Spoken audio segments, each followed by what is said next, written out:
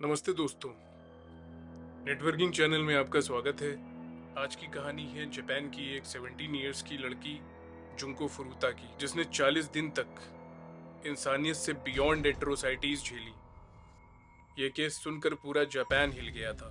23 जनवरी 1989 को टोक्यो के पास अयासे में दो लड़के हिरोशी मियानो और जो ओगरा को एक लड़की के साथ रेप के इल्जाम में गिरफ्तार किया गया।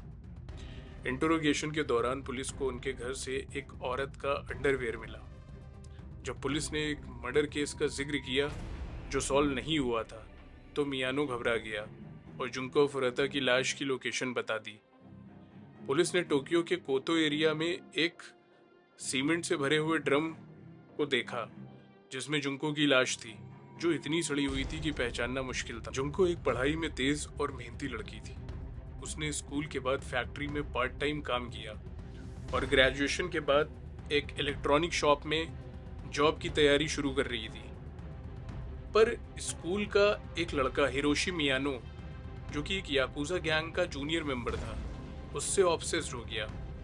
जिनको ने उसके प्रपोजल को इनिशियली रिजेक्ट कर दिया, तो उसने बदला लेने की सोची। 25 नवंबर 1988 की शाम को मियानो और उसके दोस्त नोबुहारू मिनातो ने एक नकली एक्सीडेंट करके जंको को अपने घर ले गए। उसके बाद उसके साथ रेप किया और उसे धमकाया कि अगर भागी तो तेरी फैमिली को मार देंगे। अगले 40 दिन तक की जंको को मिनातो के घर पे कैद करके रखा गया, जहां उसके माँ बाप को भी ये सब कुछ पता था, लेकिन वो देख करके चुप रहे। 100 से ज्यादा लोगों ने उसके साथ रेप किया, जो कि याकुजा गैंग के मेंबर्स थे। उसे सिगरेट से जलाया गया, पत्थर से पीटा गया, गरम मोमबत्ती का तेल तक की डाला गया और हाथ पैर के नेल्स तक की उखाड़ दिए गए। उसे कॉकरोच खिलाया गया, पिस पीने पर मजबूर किया गया। उसने यहाँ तक कि मौत की दुआ मांगी और यहाँ तक कि एक बार उसने पुलिस को कॉल भी किया, लेकिन मियानो ने फोन काट दिया। 4 जनवरी 1989 को मियानो ने एक गेम हारने के बाद अपना गुस्सा जिंको पर निकाल दिया।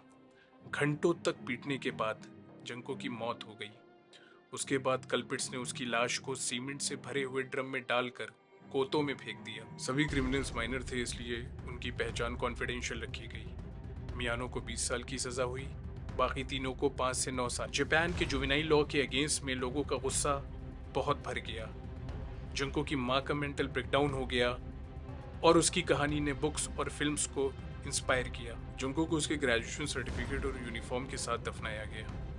टोक्यो के कोतो एरिया में उसकी याद में एक मेमोरियल बनाया गया। ये कहानी सिर्फ एक लड़की की ही नहीं, बल्कि सिस्टम के फेल्योर की है। तो इस सिस्टम के फेल्योर के खिलाफ आवाज़ उठाएं और जिंको की याद को ताज़ा रखें।